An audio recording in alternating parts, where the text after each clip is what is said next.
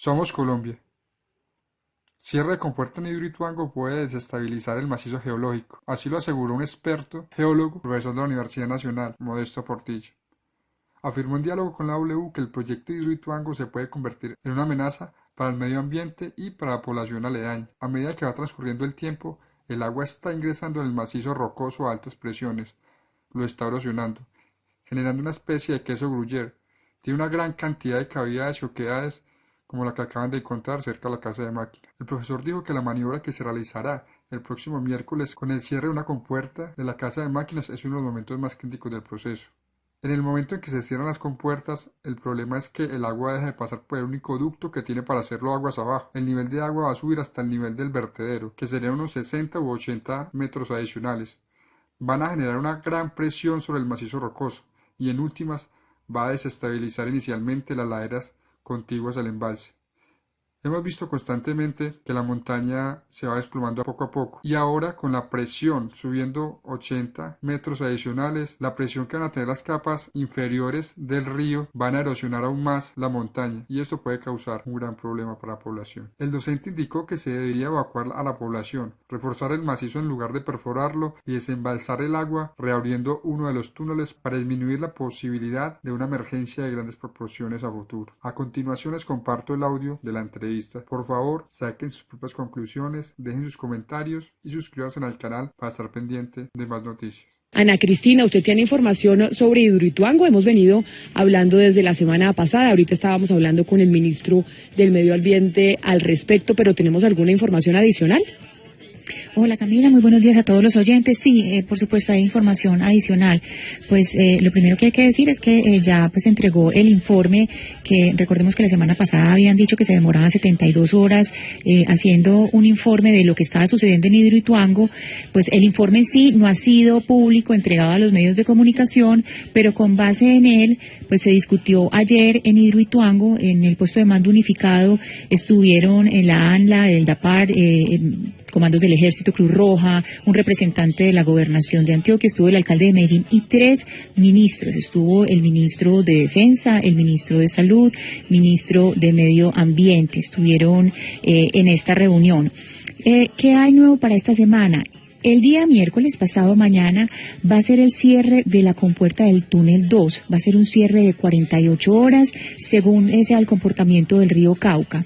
Y también se anunció que va a haber cierre de la vía a Ituango durante 48 horas. Y recordemos que los accesos por tierra, pues a Ituango, ese acceso es el que queda cerrado. El otro acceso era por aguas, vía ferry, pero el ferry se quemó y no está listo. Entonces esto querría decir que Ituango quedaría por vía fluvial y terrestre, quedaría incomunicada. Pues precisamente por esto que usted nos está contando, además de lo que ha dicho la Unidad de Gestión del Riesgo que mantiene la alerta naranja en Hidroituango, nosotros hemos querido llamar al profesor Modesto Portilla. ¿Quién es el profesor Portilla? Él es geólogo de la Universidad Industrial de Santander, doctor en Ingeniería del Terreno de la Universidad Politécnica de Cataluña, en Barcelona, y profesor del Departamento de Geociencias de la Universidad Nacional de Colombia. Mejor dicho, todos los pergaminos tiene el profesor Portilla para poder hablar de Hidroituango. Profesor Portilla, bienvenido a Mañanas Blue, gracias por atendernos. Buenos días a todos los oyentes, muchas gracias por la invitación. Profesor, ahora estábamos hablando aquí en Mañanas Blue con el ministro del Medio Ambiente para preguntarle sobre los riesgos medioambientales que están pasando con el caso de Hidroituango. Yo no sé si usted tuvo la oportunidad de escucharlo, pero si no, en resumen, para la gente que tal vez está oyéndonos y no entiende muy bien, porque oye Hidroituango, pero dice, oiga, a mí esto, ¿en qué me afecta? ¿Cuál es la gravedad o qué es lo que realmente es grave dentro del tema de Hidroituango en casos medioambientales que le deba importar a todos los colombianos?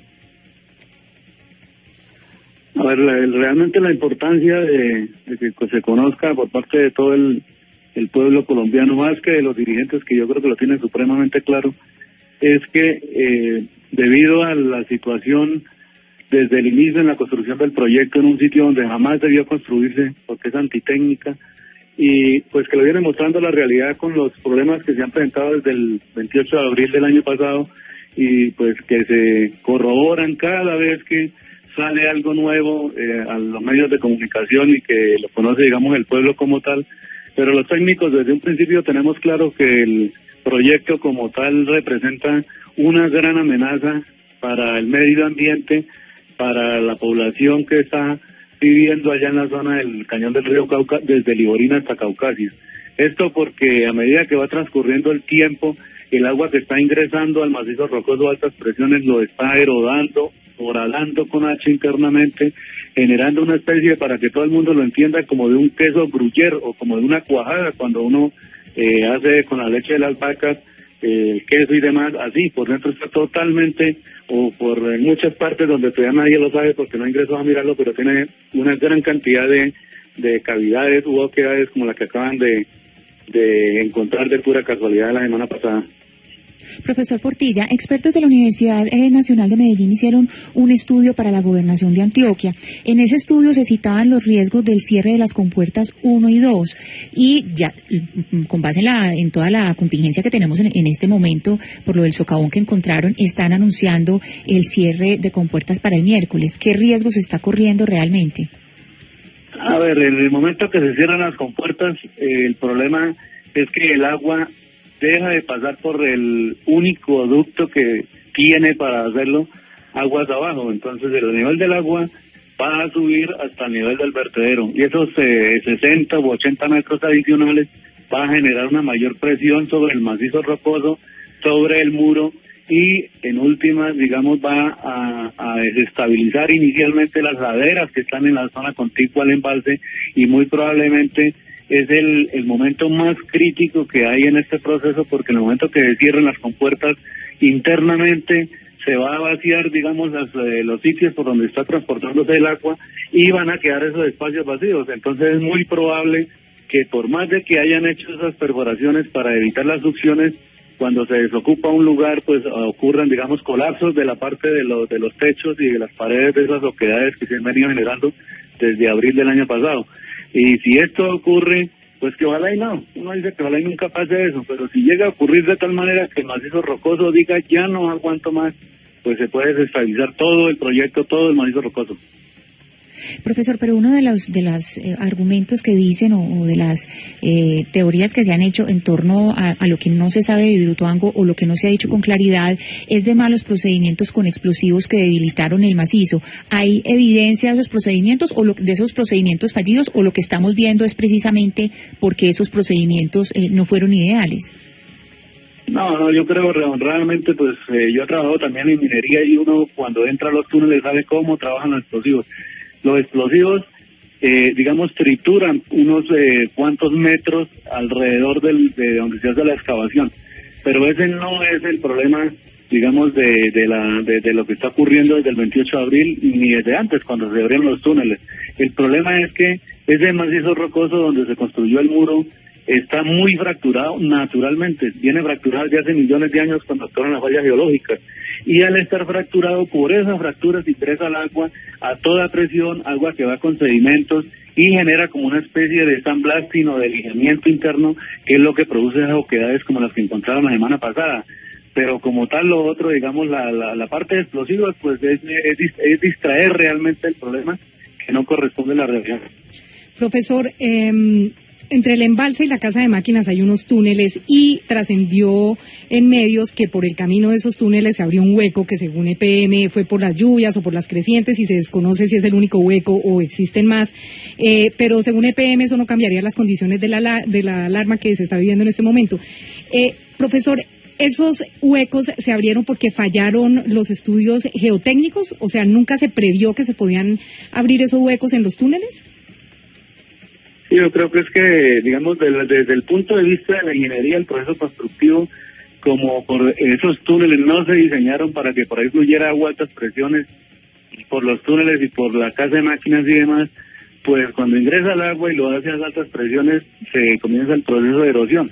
Por lo tanto, desde los estudios geotécnicos no están contemplados estos procesos. O sea, esto fue producto de, digamos, no haber en el momento haber recogido toda la vegetación y haber evitado el problema de colapso de la galería auxiliar de desvío. Ese es el problema que da origen a, digamos, a lo que tiene actualmente, aunque todo se originó desde el momento en que taponaron definitivamente los túneles de desviación con concreto. Profesor Portilla, pero ¿cuál es su recomendación como especialista, como experto? Su recomendación en estos momentos, ¿cuál es? ¿Qué es lo que hay que hacer para superar la crisis? Mire, en este momento hay que hacer tres cosas. Una, la más urgente que considero yo como campesino que soy, es que deben o deberían haberse evacuado a la población que vive desde Liborina hasta Caucasia como medida de precaución o medida de prevención de que llegue a ocurrir algo como lo que encontraron la semana pasada, que no lo proveen por ninguna parte. Eso primero. Segundo, deberían haber hecho desde ese momento el reforzamiento del macizo rocoso, no seguirlo perforando para aliviarlo, sino reforzarlo con cementos especiales, y una vez se hubiera reforzado el macizo rocoso y se hubiera corregido el sándwich ese que armaron allá en el muro, donde está el lleno prioritario, una vez se hubieran hecho esos dos reforzamientos, haber iniciado el proceso de apertura de otros túneles para desembalsar el agua. Mientras eso no se haga, y duren los señores de Hidroituango siguiendo con la construcción del proyecto para generar electricidad como lo están haciendo, contrariando la resolución de la ANDA, pues va a haber una alta probabilidad de que el proyecto falle. Pues les repito, entonces, en concreto, ¿qué habría que hacer? Reforzar el macizo rocoso con inyecciones de concretos especiales, reforzar el muro entre la cota 389 y 415 que está completamente desactualizado con lo que es la técnica, y desembalsar el agua. Eso es lo que hay que hacer para disminuir la amenaza y por lo tanto llevar a que si llega a ocurrir una catástrofe que ojalá y nunca ocurra, pues haya la menor cantidad de pérdidas, en este caso de vidas humanas y de sus bienes y servicios. Es el profesor Modesto Portilla. Profesor Portilla, muchas gracias por haber hablado con nosotros, habernos dado otra visión desde la academia de lo que está pasando con Hidroituango y por qué es tan grave y por qué nos debe preocupar a los colombianos. Feliz mañana para usted. Bueno, lo mismo para todos los que nos están viendo. Adiós.